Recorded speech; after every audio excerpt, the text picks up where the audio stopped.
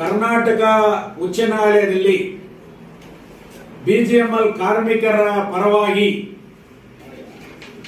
9/5/2024 ತಾರೀಕು ಒಂದು ತೀರ್ಪು ಬಂದಿದೆ.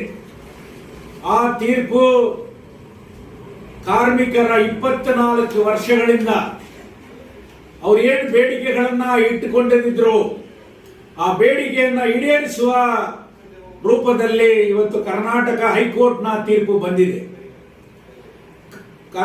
ಬಿಜಿಎಂಎಲ್ ಕಾರ್ಖಾನೆ 2001ರಲ್ಲಿ ಮುಚ್ಚಿದ್ರು. ಆ ಕಾರ್ಖಾನೆ ಮುಚ್ಚಿದ್ದನ್ನ ವಿರೋಧ ಮಾಡಿ ಕರ್ನಾಟಕ ಹೈಕೋರ್ಟ್ನಲ್ಲಿ ಕೇಸ್ ಹಾಕಿದ್ರು. 2003ರಲ್ಲಿ ಕರ್ನಾಟಕ ಡಿವಿಷನ್ ಬೆಂಚ್ ಅಲ್ಲಿ 26/9/2003ರಲ್ಲಿ ಒಂದು ತೀರ್ಪು ಬಂತು.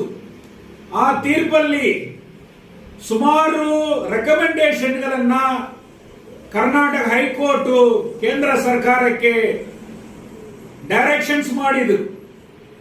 ಅದರಲ್ಲಿ ಮುಖ್ಯವಾಗಿ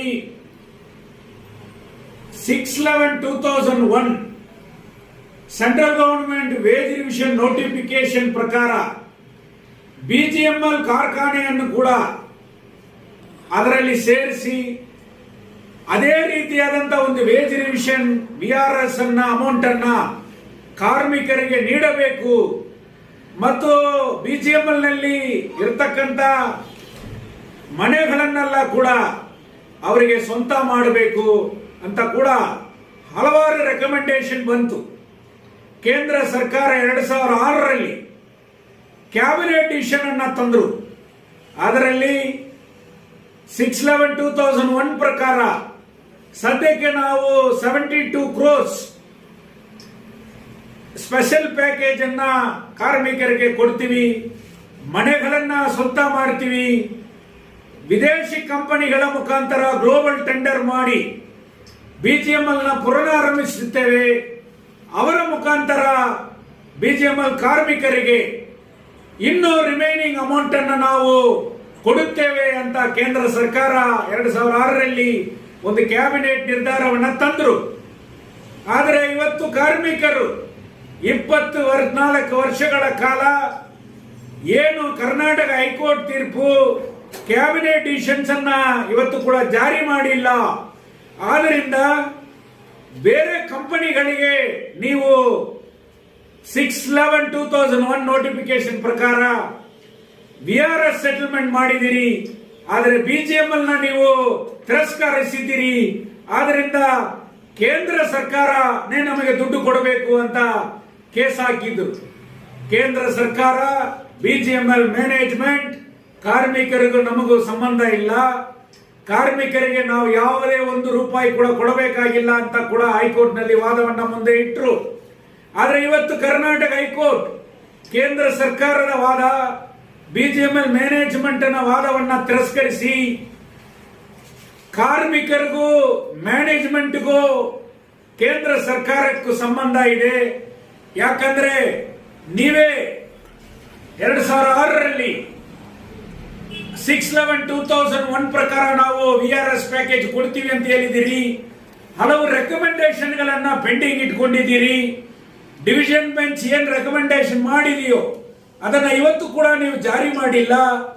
ಆದ್ದರಿಂದ ಕೇಂದ್ರ ಸರ್ಕಾರ ಕಂಪನಿಗೂ ಕಾರ್ಮಿಕರಿಗೂ ಸಂಬಂಧ ಇದೆ ಅಂತ ಹೇಳಿ ಇವತ್ತು ತೀರ್ಪಲ್ಲಿ ನ್ಯಾಯಾಧೀಶರು ದೀರ್ಘವಾಗಿ ಅದನ್ನ ಆದೇಶ ಮಾಡಿದ್ದಾರೆ. ಅದೇ ರೀತಿಯಲ್ಲಿ ಇನ್ನೊಂದು ಸಿಹಿಯಾದ ಸುದ್ದಿ ಏನೆಂದರೆ ವಿದೇಶಿ ಕಂಪನಿಗಳ ಮುಖಾಂತರ ಗ್ಲೋಬಲ್ ಟೆಂಡರ್ಗಳ ಮುಖಾಂತರ ಯಾರು ಕಂಪನಿ ಎತ್ತು ನಡೆಸ್ತಾರೋ ಅವರ ಮುಖಾಂತರ ದುಡ್ಡು ಏನು ವಿಆರ್ಎಸ್ ಅಮೌಂಟ್ ಅನ್ನ ಕೊಡಬೇಕಾಗಿಲ್ಲ. Government of India union government management ಮುಖಾಂತರನೇ ಅವರೇ ಕೊಡಬೇಕಂತ ಒಂದು ಆದೇಶವನ್ನ ಇವತ್ತು ಮುಂದೆ ಇಟ್ಟಿದ್ದಾರೆ. ವಿದೇಶಕ್ಕೆ ಚಿನ್ನವನ್ನ ನೀಡಿದಂತ ಕಾರ್ಮಿಕರು, ಬೆವರು ಸುರಿದು ರಕ್ತ ಸುರಿದು ತಮ್ಮ ಜೀವನವನ್ನೇ ಮುಂದೆ ಇಟ್ಟು ದುಡಿದಂತ ಕಾರ್ಮಿಕರು ಇವತ್ತು ಇನ್ನೂ ಕೂಡ ಮನೆಗಳವರೆಗೆ ಸ್ವಂತ ಆಗಿಲ್ಲ. ಆ ವಿಆರ್ಎಸ್ ಅಮೌಂಟ್ ಪಡೆಯದೆ ಸಾವಿರಾರು ಕಾರ್ಮಿಕರು ಸತ್ತೋಗಿದ್ದಾರೆ. ಇವತ್ತು ಅವರು ಫ್ಯಾಮಿಲಿ ಬೀದಿಯಲ್ಲಿದೆ. ಇವತ್ತು ಒಂದು ಹೊಸ ತೀರ್ಪು ಈ ಕರ್ನಾಟಕ ಹೈಕೋರ್ಟ್ ಇವತ್ತು ಒಂದು ನಂಬಿಕೆಯನ್ನ ಉಂಟು ಮಾಡಿದೆ. ಕಾರ್ಮಿಕರಿಗೆ, ಕೇಂದ್ರ ಸರ್ಕಾರಕ್ಕೆ, ಕಂಪನಿಗೆ ಸಂಬಂಧ ಇದೆ. ಅವರುಗಳಿಗೆ ಕೂಡ 2001ರಿಂದ ಇವತ್ತುವರೆಗೆ ಯಾವತ್ತು ದುಡ್ಡು ಕೊಡ್ತೀರಾ ಅವತ್ತುವರೆಗೆ 6% ಬಡ್ಡಿ ಸಮೇತ ಅವರಿಗೆ ಸೆಟಲ್ಮೆಂಟ್ ಮಾಡಬೇಕು ಅಂತ ಒಂದು ಆದೇಶ ಆಗಿದೆ. ನನ್ನ ಮನವಿ ಏನೆಂದರೆ, ಕೇಂದ್ರ ಸರ್ಕಾರ, ಕಂಪನಿ ಈ ತೀರ್ಪಿನ ವಿರೋಧ ಮಾಡಿ ಅಪೀಲ್ ಹೋಗಬಾರದು. ಆ ತರ ಅಪೀಲ್ ಹೋದರೆ, ಇದನ್ನು ಇಮಿಡಿಯೇಟ್ ಆಗಿ ಸೆಟಲ್ಮೆಂಟ್ ಮಾಡಿಲ್ಲ ಅಂದ್ರೆ ಸಿಪಿಐ ಪಕ್ಷ ದೀರ್ಘವಾದ ಒಂದು ಹೋರಾಟವನ್ನು ನಾವು ಮುಂದೆ ಇಡ್ತೇವೆ. ನಾವು 2022ರಲ್ಲಿ ಡಿಸೆಂಬರ್ 14ನೇ ತಾರೀಕು ಕೆಜಿಎಫ್ ಚಿನ್ನದ ಗಣಿ ಚರಿತ್ರೆಯಲ್ಲಿ ಯಾವುದೇ ಒಂದು ರಾಷ್ಟ್ರ ಪಕ್ಷ, ರಾಜಕೀಯ ಪಕ್ಷ ಹೋರಾಟ ಡೆಲ್ಲಿ ಜಂತರ್ ಮಂತರಲ್ಲಿ ಮಾಡಿಲ್ಲ. ಆದರೆ ಸಿಪಿಐ ಪಕ್ಷ ಮಾತ್ರ ಡೆಲ್ಲಿ ಜಂತರ್ ಮಂತರಲ್ಲಿ 6/11/2001 ಪ್ರಕಾರ 100% ವಿಆರ್ಎಸ್ ಕೊಡಬೇಕು, ಮನೆಗಳನ್ನ ಸ್ವಂತ ಮಾಡಬೇಕು, ಕಾರ್ಮಿಕರಲ್ಲಿ ಪುನರಚನೆ ಮಾಡಬೇಕು ಅಂತ ಒಂದು ಬೇಡಿಕೆಗಳನ್ನ ಇಟ್ಟಿತ್ತು ಸಿಪಿಐ. ನಮ್ಮ ಬೇಡಿಕೆ, ನಮ್ಮ ಹೋರಾಟ ನ್ಯಾಯಾಲಯದ ಮುಖಾಂತರ ಕೂಡ ಇವತ್ತು ಆ ರೂಪದಲ್ಲಿ ಕೂಡ ಅದು ಸಕ್ಸಸ್ ಆಗಿದೆ. ಇದನ್ನ ಇಮಿಡಿಯೇಟ್ ಆಗಿ ಇಂಪ್ಲಿಮೆಂಟ್ ಮಾಡಬೇಕು.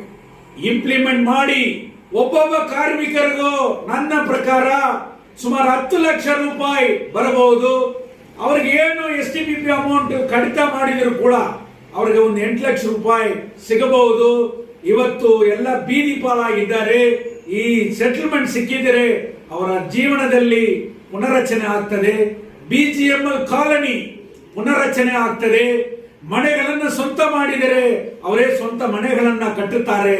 ಒಂದು ದೊಡ್ಡ ಗೋಲ್ಡನ್ ಸಿಟಿಯನ್ನ ನೋಡುವಂತ ಪರಿಸ್ಥಿತಿ ಬರ್ತದೆ. ಆದ್ದರಿಂದ ಹೊಸ ಸರ್ಕಾರ, ಕೇಂದ್ರ ಸರ್ಕಾರ ಈ ತೀರ್ಪನ್ನ ಜಾರಿ ಮಾಡಬೇಕು.